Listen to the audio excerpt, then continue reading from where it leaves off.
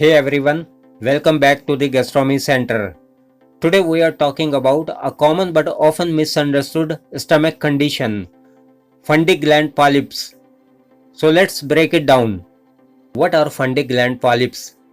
Fundy gland polyps are small, harmless growths that form in the lining of the upper part of the stomach called the fundus. They are often discovered by accident during endoscopy done for other reason. Besides, most fundy gland polyps are not cancerous.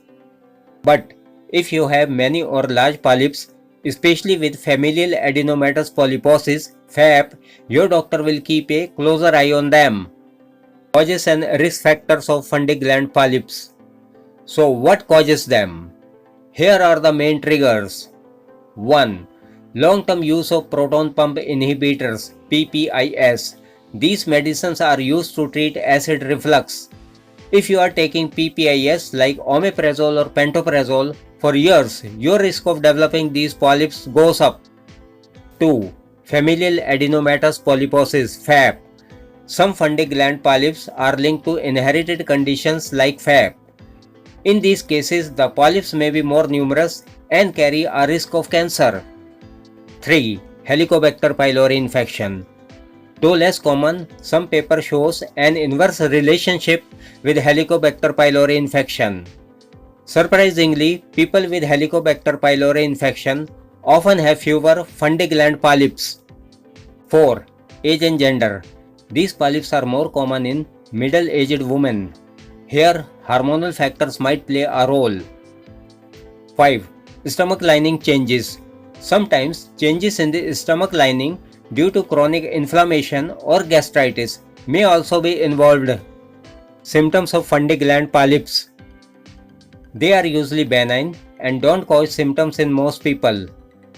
But rarely, larger polyps may cause upper abdominal discomfort, bloating, nausea or indigestion, and bleeding. It occurs rarely. Diagnosis of fundy gland polyps. These polyps are usually found during a test called upper endoscopy. If the doctor spots any polyps, they may take a small sample called a biopsy and send it to the lab. The lab confirms the type of polyp and check for any abnormal or cancerous cells. Now we will discuss the treatment of fundy gland polyps. In many cases, no treatment is needed.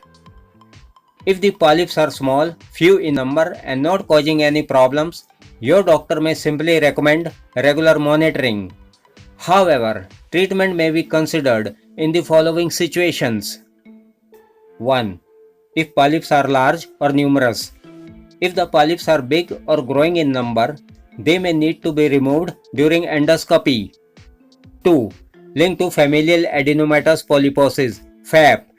If you have a condition like FAP, there is a slightly higher risk of cancer, so removal and regular follow-up are key. 3. Unusual cells in biopsy. If a biopsy shows a dysplasia or other abnormal changes, doctor might remove the polyps to prevent future issues. 4. Stop long-term use of proton pump inhibitors (PPIs). Long-term use of PPIs may increase polyp risk. If you are on these medications, your doctor may review your need and suggest a lower dose. Prevention of fundy gland polyps. To prevent fundy gland polyps, you have to take the following steps. Use PPIs medications only when needed. Eat a well-balanced diet. Avoid smoking and alcohol. Get regular checkups if you have a family history of polyps. This was all about fundy gland polyps. To sum up, fundy gland polyps are usually harmless, especially when caught early. If you found this video helpful, don't forget to like, share and subscribe.